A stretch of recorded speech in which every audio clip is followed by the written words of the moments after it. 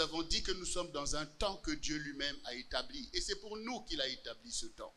Et ici, nous voyons dans Ésaïe 49, à partir du verset 8, voici ce qui est écrit. « Ainsi parle l'Éternel, au temps de la grâce, je t'exaucerai, et au jour du salut, je te secourrai, je te garderai, et je t'établirai pour traiter alliance avec le peuple, pour relever le pays, et pour distribuer des héritages désolés, pour dire aux captifs, sortez, et à ceux qui sont dans les ténèbres, paraissez. Ils paîtront sur les chemins, et ils trouveront des pâturages sur les coteaux. Ils n'auront pas faim, ils n'auront pas soif. Le mirage et le soleil ne leur fera pas souffrir, car celui qui a pitié d'eux sera leur guide. Et il les conduira vers des sources d'eau. Il changera toutes les montagnes en chemin, et mes routes seront frayées. Et voici, ils viennent de loin, les uns du septentrion et de l'Occident, d'autres du pays de Sinim. Cieux, réjouissez-vous, terre, sois dans l'allégresse, montagne, éclatez en cris de joie, car l'Éternel console son peuple, il a pitié de ses malheureux. C'est le Seigneur qui parle au temps de la grâce. Et hier, nous avons dit que c'est le temps de la grâce. Et que toi, tu dois discerner qu'il en est ainsi par la vérité. Vous savez, le monde que vous voyez, qui est solide, cette terre qui ne chancelle pas, tout cela a été créé par la parole de Dieu. Et cette même parole que tu entends, que tu peux être emmené à négliger par tes raisonnements, c'est la même parole qui a autant de puissance pour avoir créé l'univers. Ce qui importe, c'est que le Seigneur disait, celui qui entend mes paroles et ne le met pas en pratique est comme une maison bâtie sur le sable. Cette maison n'a pas d'avenir. C'est cette foi qui vacille, où tu entends des choses, mais tu ne te connectes pas à la vérité de la parole.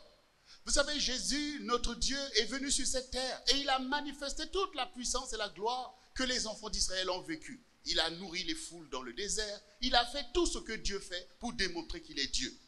Mais quand il a commencé à enseigner ce peuple de la vraie parole qui délivre, ils ont reculé. Ils ont dit, mais qui peut écouter ça? Il nous dit de manger sa chair. Ah non, on ne peut pas écouter. Donc on sait comment l'homme a du mal avec la parole de vérité. Cette parole qui tranche au milieu de toi. Cette parole qui veut séparer le bien et le mal. Cette parole qui veut anéantir l'ivraie que Satan est venu mettre à côté de la parole pour te faire croire que tout ça c'est les choses de Dieu.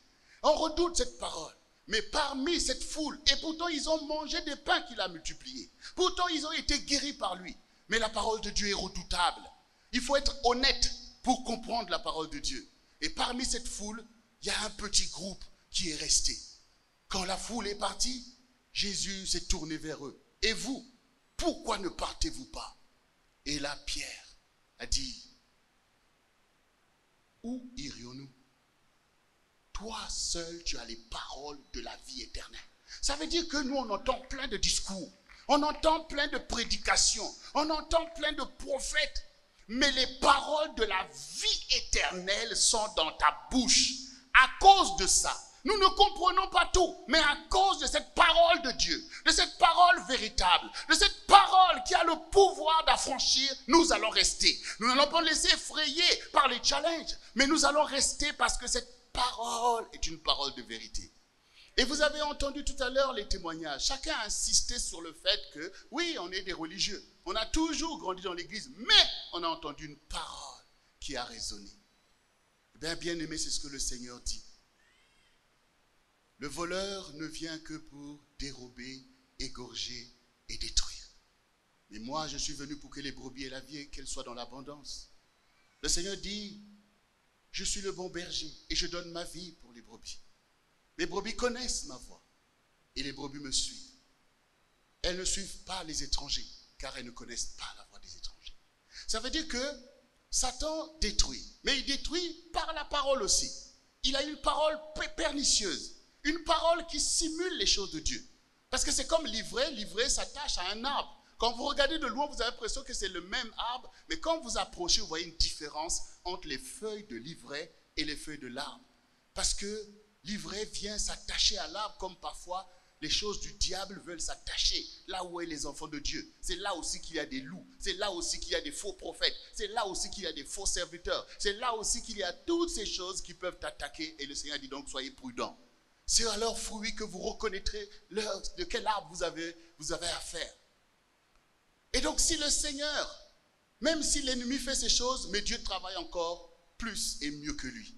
Donc ce qui nous intéresse, chacun de nous, c'est d'être dans la vérité qui nous permet de reconnaître la parole du Seigneur. Vous savez, on peut enseigner plein de choses, mais ce qui importe, c'est de savoir si ces choses sont vraies, si elles sont conformes à la parole et à l'enseignement du Seigneur. Parce que Satan aussi, c'est un esprit religieux. Vous voyez, Satan, ce n'est pas un esprit païen, c'est un esprit religieux. Donc lui, il sait que quand les gens croient, moi, je peux les entraîner en leur faisant croire que c'est les choses de Dieu. Donc c'est pour cela qu'il faut un esprit de vérité qui vient, comme on a entendu la sœur Sonia dire, mais moi, j'étais dans le mensonge. D'ailleurs, je ne sais pas si c'est la sœur Sonia ou l'évangile Dominique. C'est aussi la pasteur Renette qui disait que moi, j'avais mon mensonge, je me cachais derrière. Et il faut que ça tombe, en fait, parce qu'avec ça, on ne peut pas atteindre la destinée. Dieu est un Dieu de vérité. Et on est là dans les apparences, en fait. Devant les gens, nous prenons une position, comme si on est en train de jouer un film. Et ça, avec Dieu, ça ne passe pas. Ça ne passe pas. C'est pour ça que l'enseignement est important. Vous avez vu, nous avons loué. C'est très important la louange pour le peuple de Dieu. Parce que c'est la gloire du peuple de Dieu. C'est la confiance que Dieu est avec nous et qu'il va agir. C'est pour ça qu'on proclame d'avance sa louange. Nous publions la louange du Seigneur parce que nous savons qu'il est. Et de toute façon, il est digne de nos louanges. Et le peuple de Dieu a besoin de cette joie, cette force. Mais la parole doit être là parce que les disciples sont enseignés. Nous ne pouvons pas rester à l'état de bébé, à écouter seulement des choses qui nous réjouissent. Non, nous devons passer par la voie étroite. Nous devons laisser cette parole trancher en nous, faire tomber les héritages qui tiennent des familles en captivité et qui permettent au diable d'opérer de génération en génération. Il faut qu'à un moment donné, la parole tombe pour trancher et séparer le bien du mal. Il y a beaucoup de choses bien dans ta vie, mais aussi des choses mauvaises. Satan sait qu'en mélangeant les choses bien et les choses mauvaises, ça devient mal. Il le sait lui-même. Or, Dieu dit, si tu sépares ce qui est vil de ce qui est précieux, tu seras comme ma bouche. Donc, la maturité, c'est de séparer. C'est de se dire, cette chose mauvaise n'a pas sa place dans ma vie. Si tu es disciple de Jésus, ça suffit d'être disciple de Jésus. Tu ne peux pas être disciple de Jésus et disciple de quelque chose d'autre. Parce que, voilà, comme un caméléon, on change. Non, ça ne te mènera nulle part. Parce que c'est ce que le Seigneur dit, si tu es tiède, je te vomirai. Parce que dans la tiédeur, vous avez deux atmosphères. C'est un peu chaud, mais c'est un peu froid. C'est ce que Dieu n'aime pas. Tu dois choisir. Tu dois choisir. Tu ne peux pas être la gauche et la droite en même temps. Tu peux pas être le jour et la nuit en même temps. Les gens de la nuit, on sait c'est quoi quand on est dans la nuit. Vous voyez, quand la nuit tombe là, pour toi c'est le jour. Parce que tu sais que tu as des choses à faire qui ont à voir avec la nuit. Pourquoi on ne te voit pas? Donc tu opères, tu aimes la nuit. Parce que dans la nuit, tu vas faire tes forfaits, ni vu ni connu. Et quand le jour arrive, tu es là un peu comme ça. Il faut sortir de la nuit. Je ne veux plus ni les œuvres de la nuit, je ne veux plus ni le climat de la nuit, parce que je veux être un témoignage à la gloire du Seigneur. Parce que le Seigneur dit, vous êtes la lumière du monde. Si toi, lumière, tu as des ténèbres, comment tu vas éclairer ta génération? Mais ce choix, il faut le faire en fait. Parce que la parole nous est adressée. Si tu écoutes la parole et qu'au moment où tu sors, tu l'oublies, quand le diable vient te présenter des choses, tu tombes dedans. Au lieu de te souvenir que la parole me dit, non, ça c'est pas la vérité. Quand le diable te dit, allez, critique ton frère. Et boum, tu commences à critiquer. Et tu trouves que j'ai raison. Mais pourtant, la parole te dit de ne pas le faire. Quand maintenant on t'a fait du mal, toi aussi tu veux te venger. Mais c'est que tu oublies que Dieu t'a dit, abandonne la vengeance. À moi la vengeance. Ça veut dire que ton Dieu agira pour toi. Et parfois, des gens veulent se venger. Mais il faut aussi avoir la force plus que tes ennemis pour aller se venger. Parce que si on te donne encore une raclée, tu vas vouloir encore la vengeance. Parce que tu dis, oh, les choses de Jésus, on te dit, si on te tape là, il faut tendre l'autre jour, oh, c'est naïf, tout ça. Toi aussi, tu veux être un bouc, en fait. Tu veux être un bouc, ça dit que toi aussi, tu frappes des cordes. Mais à ce jeu-là, ça va arriver, tu vas arriver jusqu'à où? Parce que les gens qui te font du mal, ils ont choisi pour eux le diable. Et ils ont choisi que tant pis, on vit, même si demain on se retrouve dans les ténèbres, c'est leur choix. Mais toi, tu n'es pas avec eux. De la même manière que ton Seigneur, qui est le Tout-Puissant, a agi selon la parole. il n'a pas résisté à ses ennemis. Il ne leur a pas résisté alors qu'il avait tout le pouvoir pour les anéantir. Mais il savait que je suis venu pour accomplir une destinée, c'est de donner ma vie pour les brebis. Et que si cette vie-là, je ne la dépose pas en rançon pour mes brebis, aucun ne va s'échapper. Et donc, il a déposé ta vie. Toi aussi, souvent, il t'est demandé de déposer ta vie comme un sacrifice pour la famille. Comme un sacrifice. Dieu ne te dit pas d'aller mourir à la croix, mais il te dit par ton comportement, par ta manière d'être à la gloire de Dieu, d'être toi aussi le Joseph de ta famille. D'être toi aussi l'Esther qui va sauver ta famille. D'être toi aussi cette brebis que Dieu peut utiliser. Parce que ceci est le temps favorable. Bien-aimé, ceci est un temps pour toi.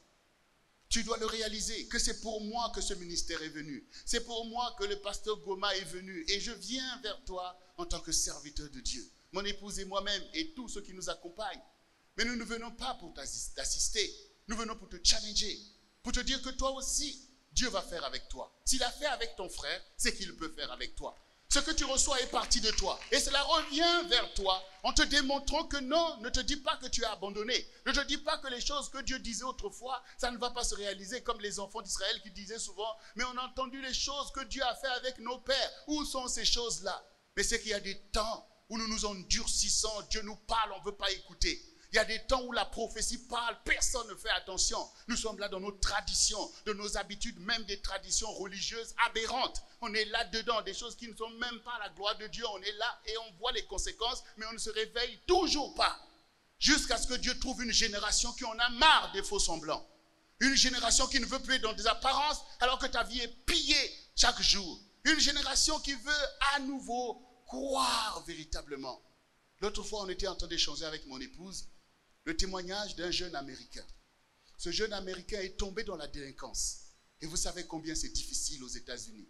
Et ce jeune-là est arrivé jusqu'à tuer quelqu'un. Et la personne est morte et lui, il s'est retrouvé en prison. Et dans la prison, parce que quand le diable, en fait, qui ne vient que pour dérober, égorger, détruire, il va t'utiliser pour dérober. Il va t'utiliser pour détruire les autres. Et te faire croire que oui, tu es fort. C'est toi qui règnes, c'est toi ceci, cela. Et quand ce jeune s'est retrouvé dans cette mentalité de faire du n'importe quoi, même en prison, il ne veut toujours pas reconnaître sa faute, il ne veut toujours pas s'humilier. Dans la prison, il continue à faire tout un tas de choses. Et il a atteint un paroxysme de mal. Et qu'est-ce qu'il s'est dit que bon, maintenant là, la seule chose qui me reste, c'est de me suicider. Parce que là, avec tout ça là, je ne vois plus. Maintenant, il ne me reste que de me suicider. Et même quand il pense là à se suicider, pour lui, c'est comme un acte qu'il va poser. Je vais me suicider. Donc, ça veut dire, vous voyez le degré d'orgueil et d'envoûtement dans lequel on est quand on se laisse instrumentaliser par le diable pour faire le mal à ton prochain. Alors que le Seigneur dit, aime ton prochain. Satan dit exactement le contraire. Le contraire, pour toi, l'autre est là pour que tu fasses du n'importe quoi, alors que l'autre est là pour que tu révèles Dieu qui est en toi en faisant du bien. Alors il a dit maintenant, je vais me suicider parce que là il n'y a plus d'espoir. Avec la condamné, je ne sais pas combien d'années, il sait que bon, là maintenant, je ne veux pas rester là dans des choses comme ça, je me suicide. Et puis, il entend un jour, en fait il fait un rêve, un son chéri. Voilà, maintenant au moment où il veut passer à l'acte pour aller se suicider, c'est comme si le Seigneur lui apparaît, lui dit, essaye-moi. Jésus lui dit, essaye-moi, try me, essaye-moi. Parce que tu as fait selon toi, tu as fait selon ses pensées, mais essaye-moi. Et là, quelque chose s'est passé en lui. Parce qu'il a reconnu aussitôt le Seigneur. Vous savez, il y a beaucoup de gens qui ne connaissent pas le Seigneur. Moi, je m'appelle une femme qui est venue me voir. Il dit, mais moi, en fait, moi, je suis pas croyant, mais quand je suis attaqué dans la nuit, je suis attaqué, il y a comme un esprit, en fait, qui vient après moi pour me faire du mal. Et j'ai crié Jésus. Vous voyez, même, ça dit que Dieu, un enfant, vous est donné. Le nom du Seigneur, c'est le seul qui résiste à Satan. C'est le seul. Et vous le voyez dans vos rêves, en fait. Vous voyez que c'est le nom. Et bien, lui aussi, par l'esprit, il a reconnu que celui qui a parlé, c'est Jésus. Et là, en fait, il était étonné, il était bouleversé. Moi, le criminel, moi, le voyou, moi, le bandit. Jésus, au lieu de venir, même ce Jésus-là que j'entends, il vient même me fracasser. Il dit, essaye-moi. Et il a compris de quoi le Seigneur lui parlait. Que maintenant, essaye-moi, c'est-à-dire, suis-moi. soumets-toi à moi et ta vie prendra un autre sens, comme on a entendu tout à l'heure. Eh bien, cette personne n'a pas laissé que cette parole tombe, comme on a entendu. Cette personne, finalement, s'est laissée toucher et s'est humiliée devant le Seigneur. Et a commencé à reconnaître ses fautes en demandant pardon au Seigneur. Et le Seigneur a changé son cœur. Et dans la prison, il a commencé maintenant à prier, à témoigner. Et donc, il a été totalement transformé au point où maintenant, c'est lui qui témoignait, c'est lui qui encourageait les autres. Et le Seigneur a fait de telle sorte que lui qui devait prendre une condamnation peut-être à perpétuité, jusqu'à ce qu'il meure en prison, eh bien, lui maintenant, quelqu'un a reçu une prophétie que toi, ça va être 10 ans. Bon, pour lui, non, mais c'est de la blague. Vous savez, aux États-Unis, quand on vous donne des condamnations, c'est parfois, vous pouvez même avoir 125 ans de prison, même si vous savez que vous n'allez pas vivre tout ça de temps. Mais chaque charge, il y a vraiment une condamnation très très forte. Donc quand les gens avec qui il priait, qui ont commencé à recevoir des prophéties sur lui en disant que toi tu auras 10 ans et tout, lui-même ne croyait pas. Parce que quand même, c'est grave le crime qu'il a connu. Eh bien, figurez-vous que quand il se retrouvait devant ses juges, ben le juge dit, toi, c'est 10 ans. Parce que le procureur qui l'a mis en prison a écrit une lettre au juge que moi je crois dans la sincérité dans le changement dans la vie de cet enfant. Donc soyez clément avec lui. Parce qu'il savait, le juge, le procureur lui-même savait que c'était une condamnation à perpétuité. Mais c'est comme si l'Esprit de Dieu l'avait convaincu que ce jeune, parce qu'il a essayé Jésus, il doit sortir. Eh bien, il était étonné de voir qu'effectivement, on lui a donné 10 ans de prison. Et dans ces 10 ans de prison, il est sorti de la prison. Et il est devenu, en fait, donc il avait 10 ans, finalement au bout de 6 ans, on l'a fait sortir pour bonne conduite. On l'a fait sortir. Et quand il est sorti, il témoigne de cette histoire. Il témoigne partout. Et il est même désolé, il dit, je suis désolé pour la famille parce que j'ai quand même fait du mal, j'ai quand même tué quelqu'un, mais vraiment, je ne sais pas comment leur faire comprendre que je suis désolé. Je ne sais pas si un jour ils peuvent me pardonner, mais vraiment, je suis désolé. Et le Seigneur a eu compassion de moi, le Seigneur m'a sauvé, le Seigneur m'a délivré. Toutes ces choses pour que tu comprennes toi aussi qu'au temps favorable, nous commençons à éprouver du repentir. Parce que des fois, nous sommes là, butés dans nos réalités. On m'a fait du mal, moi aussi. Ou tu es dans le péché, comme on a entendu, l'impudicité. Tu cours après les femmes. Le diable te dit, oui, tu vois, tu es champion. Voilà, dans le monde, les amis sont avec toi pour faire ces choses, parce que tout le monde est là. Mais c'est ta vie qui est au pillage. C'est ta vie tu risques gros pour ton éternité. Parce que ces choses, la parole est là pour juger. La parole que tu ne veux pas écouter, c'est elle qui va te juger. Et donc, au temps favorable, ton cœur qui était endurci est maintenant sensible à la parole. Tu commences à reconnaître tes fautes et ça emmène le repentir. Et le Seigneur dit, celui qui reconnaît ses fautes et les délaisse obtient miséricorde. Tu étais condamné à mort, mais la miséricorde dit non, lâchez-le. Parce qu'il a reconnu le sacrifice de Jésus. Vous savez, Jésus a donné sa vie pour vous. Il a donné que Satan ne peut même plus parler parce que tu reconnais Jésus-Christ, comme je l'ai dit hier. Ce n'est pas de tel saint, tel prophète. Non, Jésus, celui qui a été remplacé à ta place sur la croix. Quand tu le reconnais comme Pierre a reconnu que tu es le Christ, tu es Dieu, eh bien, le Seigneur dit, mais toi tu es heureux parce que tu as reçu une grande révélation. Eh bien, toi aussi ce soir, il y a certainement quelque chose dans lequel le diable te tenait dans un envoûtement où tu ne veux pas laisser tomber les choses qui ont instrumentalisé ta vie. Toi aussi, comme j'ai dit hier, peut-être que tu as souffert et que cette tristesse est venue et que maintenant, ce malheur s'est attaché à toi comme un vêtement. Mais aujourd'hui, tu sais que non, si Jésus a envoyé ses serviteurs, c'est pour moi qu'il a envoyé. Cette parole, c'est bien pour moi. Et au temps favorable, moi aussi, je veux m'humilier. Peut-être que dans ton couple, là, on parle maintenant de divorce. Parce que personne ne veut s'humilier. Alors que quand vous êtes mariés, vous savez que c'est une grâce de Dieu. Mais tout le monde a oublié Dieu dans cette affaire. On écoute tout un tas de commentaires, des envoyés du diable qui viennent te dire détruis tout. Est-ce que tu as entendu ici que Jésus a dit je suis venu pour détruire? Il a dit le voleur ne vient que pour détruire. Ça veut dire que les gens qui viennent te parler mal de ton mari, parler mal de ta femme, tu crois que ce sont tes amis. Non, ils ne viennent que pour détruire. Parce qu'ils ne sont pas envoyés par Dieu. Parce que s'ils étaient envoyés par Dieu, ils allaient t'exhorter toi-même. pour dire, oh ma soeur, c'est quand même ton mari. Fais un effort, trouvez une solution. Allez-y jeûner. Allez-y au culte de gospel de Brazzaville, là vous allez trouver une solution. Donc tu vas encourager, parce que c'est ce que le Seigneur fait. Mais quand il y a tellement de gens qui sont là pour le diable, pour détruire, qu'on cherche des gens qui sont là pour construire. Moi je me rappelle une fois, un journaliste que nous connaissions lors de notre mariage, il y a eu un reportage sur nous qui est passé même sur TF1 à Paris. Et donc ce journaliste-là, un jour, je l'appelle, on échange, et il me dit, oh bon David, moi je veux divorcer. Je dis, mais pourquoi vous voulez divorcer? Ben oui, ma femme, elle est là en train de pleurnicher tout le temps. Moi je suis là à m'occuper d'elle, les enfants. Et moi, un homme, voilà, l'épanouissement d'un homme, c'est pas que ça. Moi je veux être libre, je veux faire ceci. Et pourtant, c'était pas quelqu'un avec qui on parlait des choses de Dieu. Je lui ai dit tout simplement, vous savez, il y a des choses qui sont l'identité de l'homme qui peuvent l'épanouir, qui ont à voir avec ta responsabilité, tout ce que tu fais pour ta femme, pour tes enfants. C'est ça qui est véritablement ta vraie identité.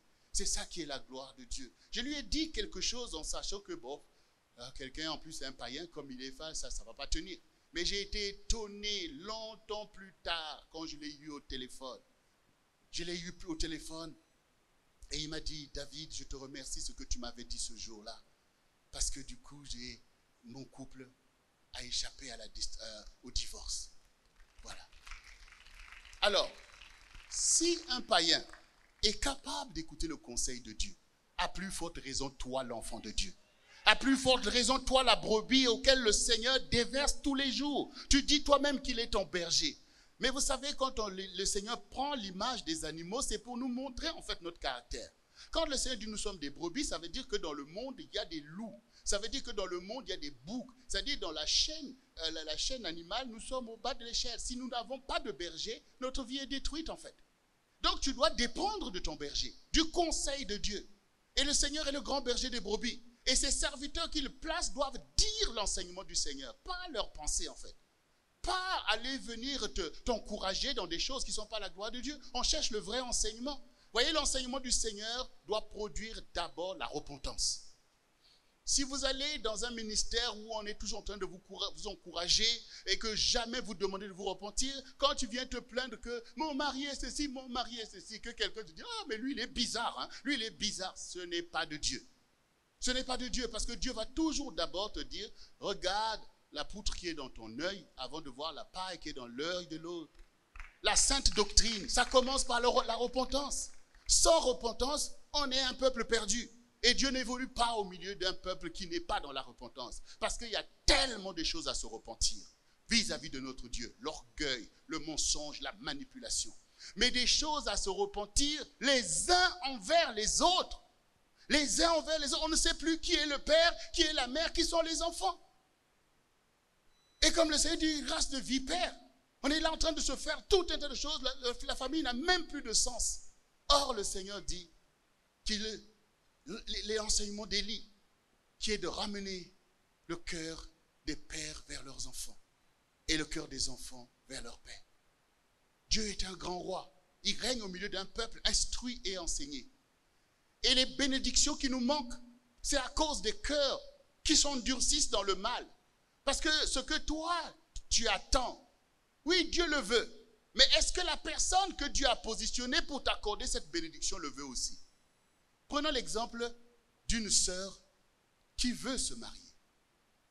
On a entendu l'évangile Sonia dire, moi aussi j'étais là dans ce monde-là, prostitution. Mais quand maintenant elle a reçu Jésus, elle a compris que ces choses-là c'est terminé. Et maintenant prenons l'exemple d'une sœur aussi qui a entendu cette parole, qui dit, moi aussi j'ai abandonné cette vie d'impudicité, toujours à laisser ces gens-là venir me manipuler. Non, je veux le plan de Dieu pour moi. Et beaucoup de sœurs font ce choix, se sanctifier. Elles viennent maintenant à marcher dans l'abstinence. Parce que c'est ce que Dieu demande en fait. Alors, est-ce que cette sœur-là qui croit maintenant au mariage, vous pensez qu'elle n'a pas droit à ce mariage-là? Et Dieu veut qu'elle se marie.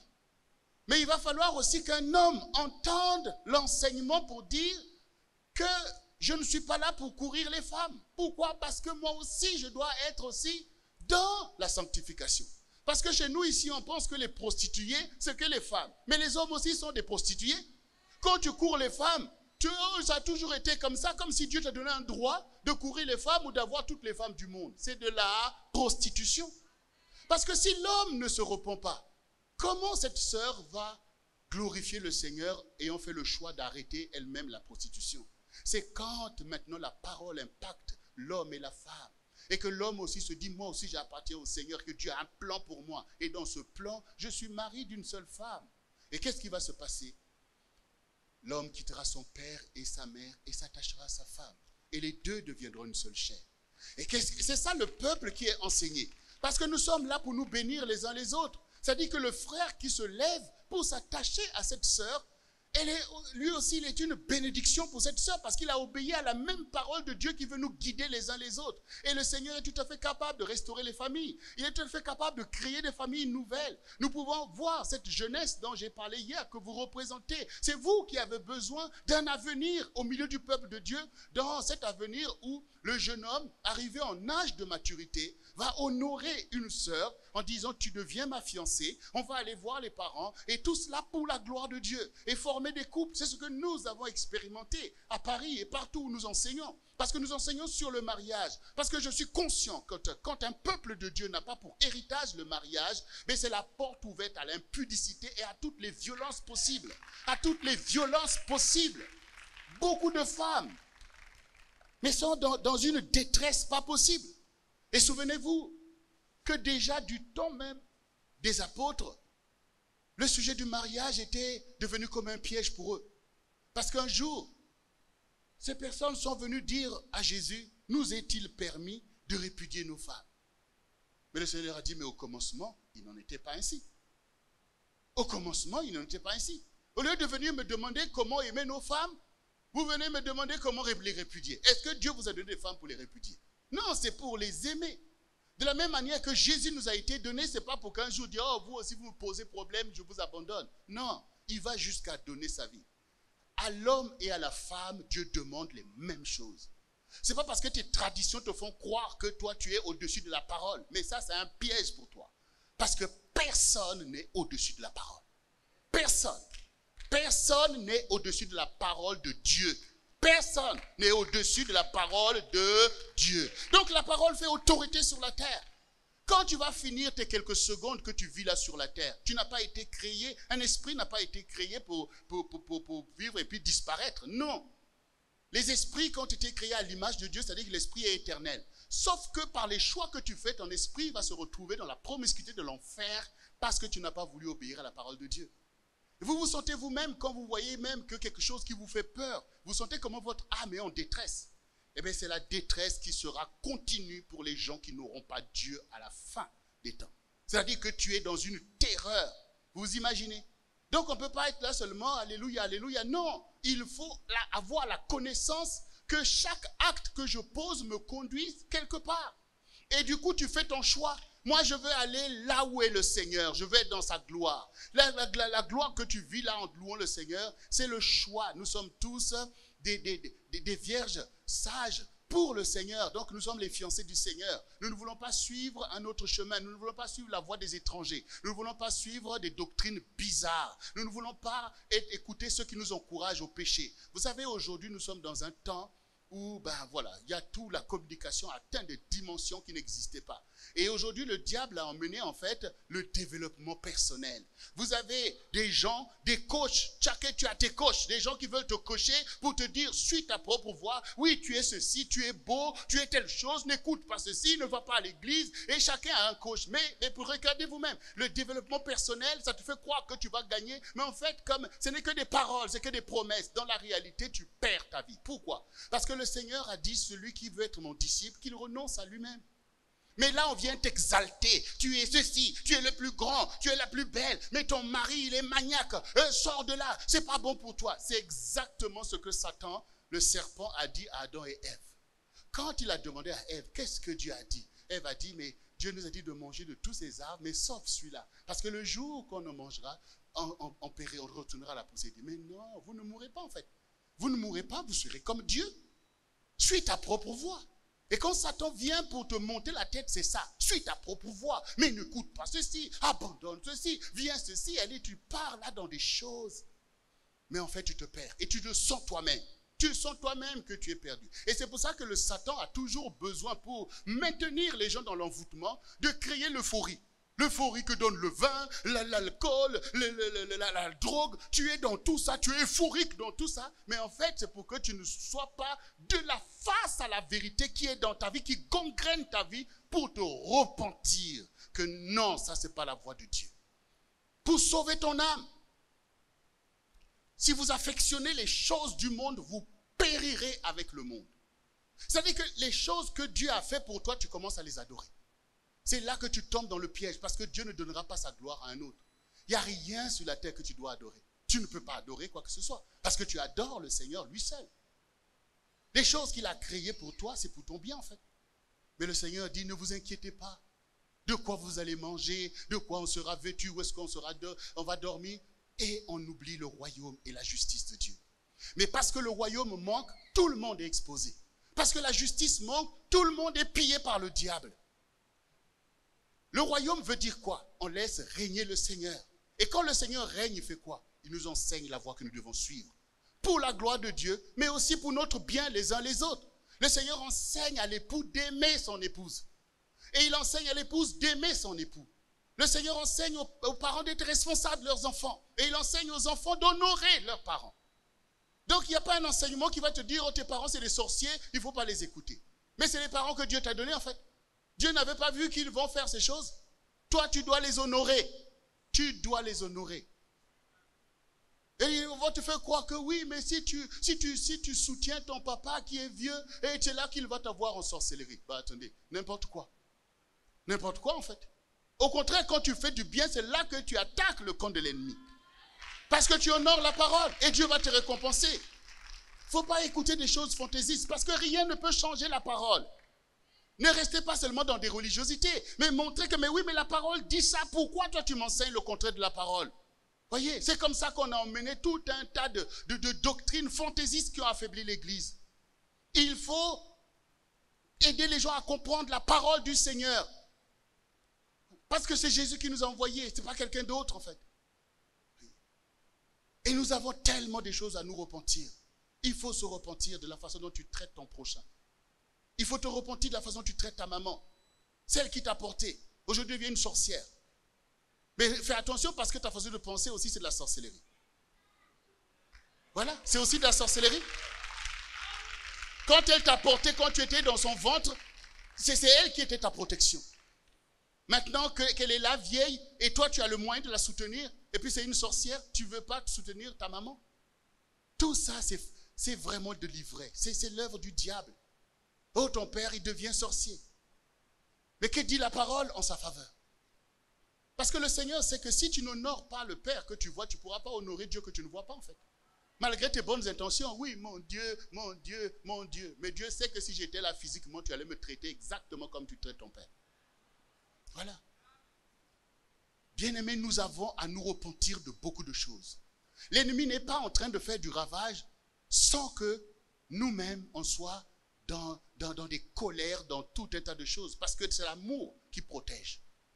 Quand nous sommes en amour véritable, nous devenons un peuple fort.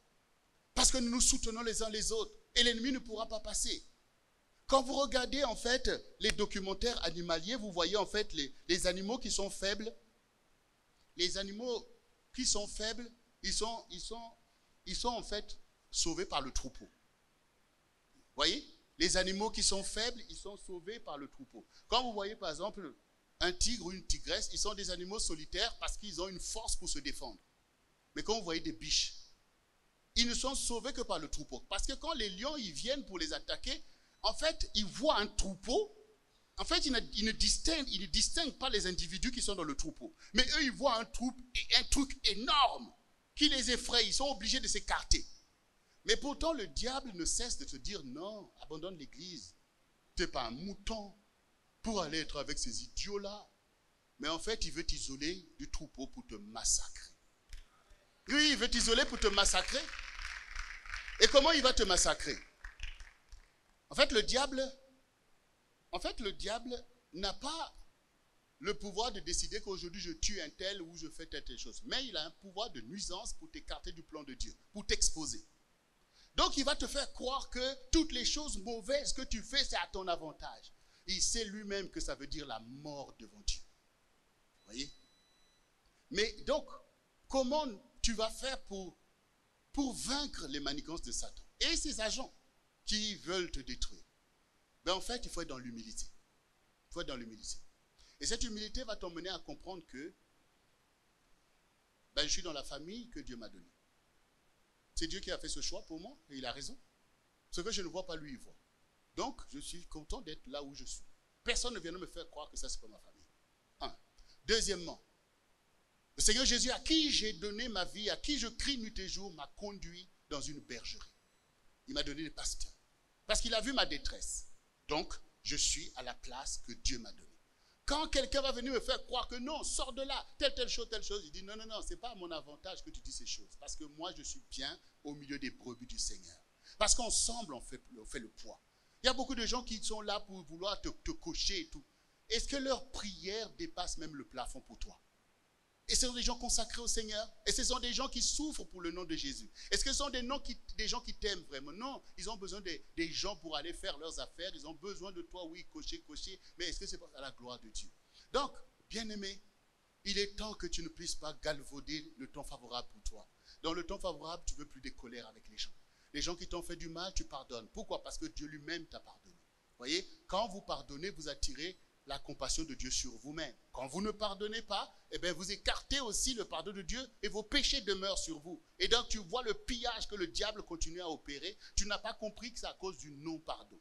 Au temps favorable, avant je courais les femmes, mais au temps favorable, je cherche la femme de ma vie. C'est très différent en fait.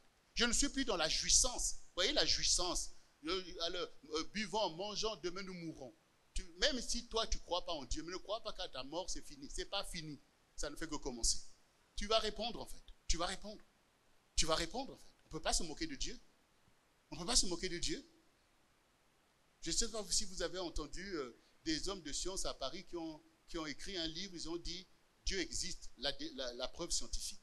Eh bien ces personnes-là, ils ont apporté une démonstration que mais si Dieu n'existait pas, ça n'a pas de sens. Ça n'a pas de sens. Parce que quand vous voyez l'univers, la façon dont l'univers est réglé, les constances de l'univers sont réglées de telle sorte que c'est impossible que ça soit du hasard. C'est comme si maintenant vous prenez en fait, vous prenez par exemple un A380, vous voyez le gros avion qui a été fait en Europe, que vous prenez cet avion-là avec tous les boutons qui sont réglés pour le faire fonctionner et vous pensez que par hasard, vous ne connaissez pas ces choses et puis boum, par hasard vous appuyez un bouton et puis ça décolle. C'est impossible. Parce que tout est réglé au millimètre près. Eh bien, c'est la même chose pour l'univers. C'est la même chose.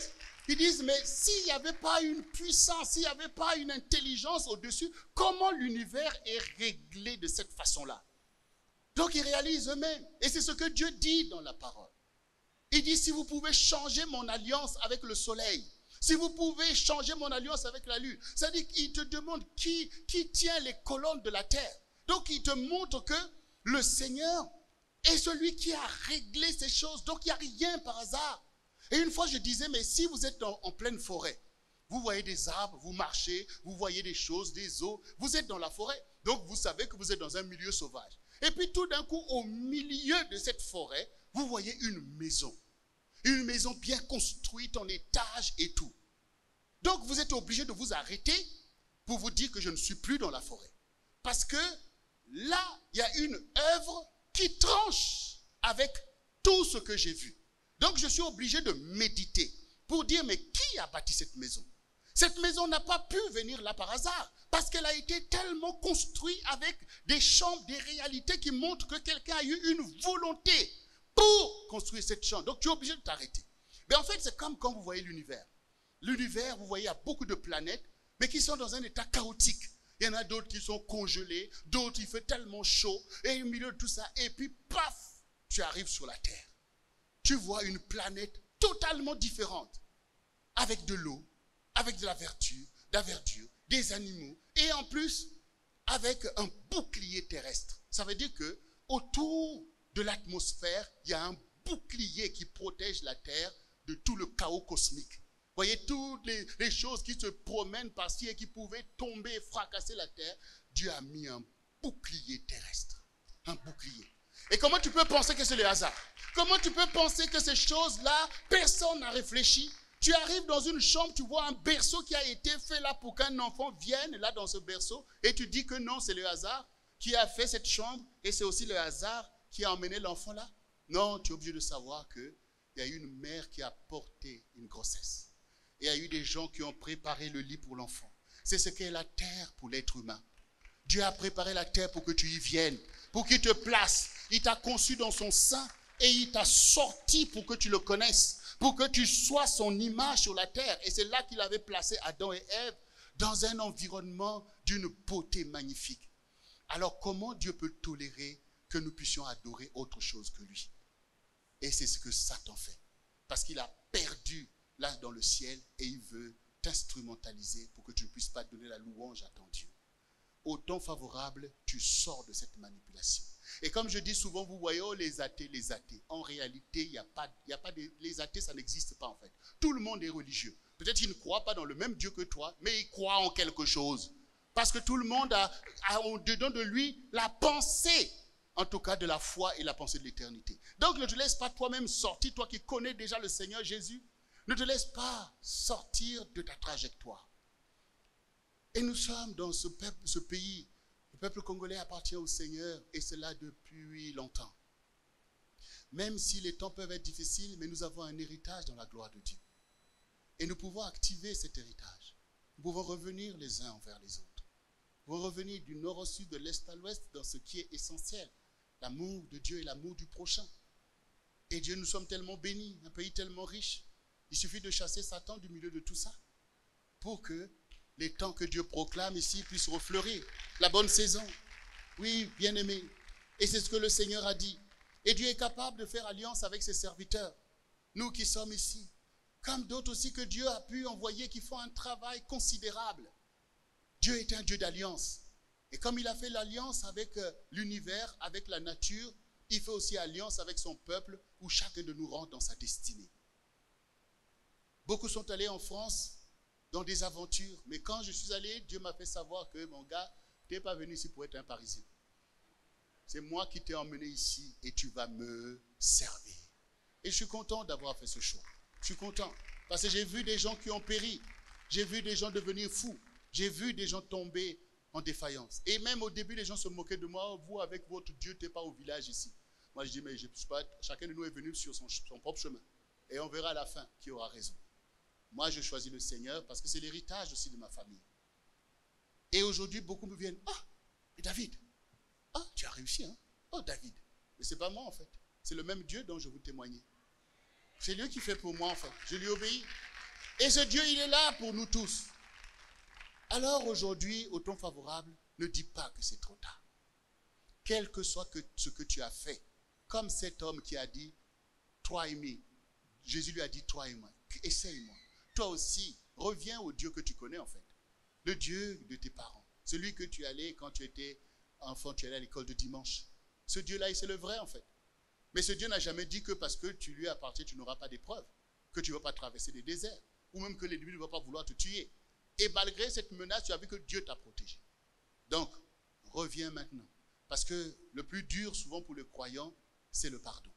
Parce que tu as tellement l'impression que tu es saint, que tu as toujours tout bien fait, que les autres sont contre toi, que toi-même tu t'endurcis comme les pharisiens. Non, bien-aimé, Dieu est tellement saint que tu es capable de reconnaître que non, je ne suis pas encore comme lui. Donc forcément, moi aussi, je dois me repentir. Moi aussi, je dois me repentir. Et en abandonnant ces péchés qui t'enveloppent si facilement, eh bien, tu vas aller de gloire en gloire et de victoire en victoire. Et toi aussi, tu te donneras pour les autres, pour dire non, bien-aimé, autrefois, vous m'avez fait du mal, mais voilà, mais je suis là pour vous, en fait. Non, allons de l'avant. On peut pardonner comme Dieu nous a pardonné. Donc, bien-aimé, c'est notre temps favorable. Et comme vous avez entendu, Dieu est celui qui crée un cadre. Le centre du réveil chrétien, c'est le cadre dans lequel Dieu t'appelle parce que ta destinée a à voir avec ces choses. Nous venons là, nous nous plaçons publiquement. Et comme le Seigneur a dit que mes brebis connaissent ma voix.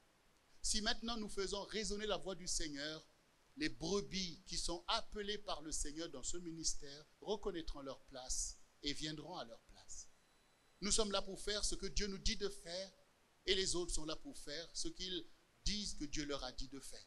Mais ce que Dieu nous a dit de faire, si toi qui as toujours été là avec nous, pendant tous les programmes que nous avons faits et que tu as été touché, tu as vu cette onction, toi qui écoutes notre enseignement par Internet, par ces choses, si tu reconnais que Dieu t'appelle dans ce ministère, connais aujourd'hui que Dieu a posé ce ministère pour que non seulement que tu puisses bénéficier en abondance ce que tu avais peut-être rarement, mais aussi pour que tu deviennes toi-même dans cette mouvance le serviteur et la servante du Seigneur.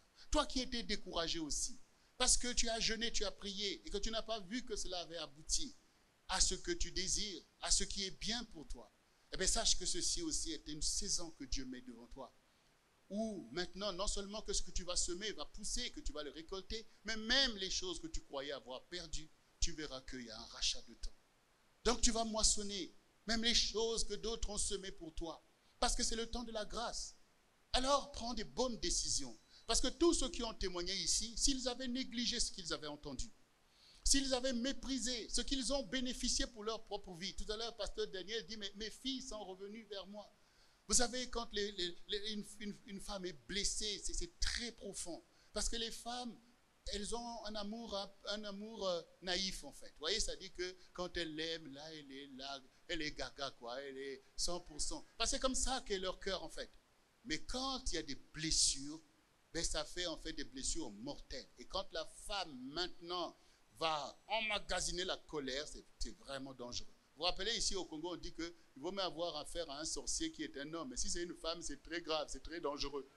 Bon, c'est un peu bizarre, mais c'est pour dire que c'est vrai qu'une femme, elle est farouche. Quand elle est déterminée à détruire, là, c'est chaud. Donc, ça veut dire quoi? Ça veut dire que c'est important pour nous de rentrer dans ce temps favorable où l'homme et la femme, on devient tous pour former un peuple. Parce que ce qui importe au Seigneur, c'est de former un peuple pour Dieu. Il faut que la bannière soit élevée. Il faut que la gloire de Dieu soit démontrée. Parce que si nous, le peuple de Dieu, nous ne manifestons pas la puissance de notre Dieu, eh bien ça fait croire aux gens que Satan manipule, qu'ils ont raison en fait. Non, ils n'ont pas raison. Et c'est dommage parce que nous ne souhaitons pas la perte des âmes. Même ton ennemi, tu ne peux pas souhaiter qu'il aille en enfer. Tu ne peux souhaiter que la grâce de Dieu le touche aussi. Et nous voyons des gens qui se repentent en fait. Des gens qui se repentent sincèrement. Et ils seront aussi des bons serviteurs de Dieu. Parce que Jésus a donné sa vie pour tout cela. Alors, bien-aimé, maintenant, c'est le temps favorable. C'est que pour toi qui reconnais ces choses, c'est que le CRC est maintenant là pour toi et ta maison, toi et tes amis. Quand pasteur Daniel a dit, mes filles sont revenues vers moi, parce que cette blessure, Dieu l'a guérie. Et il a tellement donné du sien pour que ces filles réalisent que papa a changé. Le papa qui s'était à un moment donné comme s'il était l'ennemi de la famille, maintenant c'est devenu le patriarche de la famille, qui porte la vie de ses enfants, qui leur enseigne la voie de Dieu. Et c'est ce que le Seigneur va faire aussi ici. Toi aussi tu es un homme et aujourd'hui ta famille est allée à volo.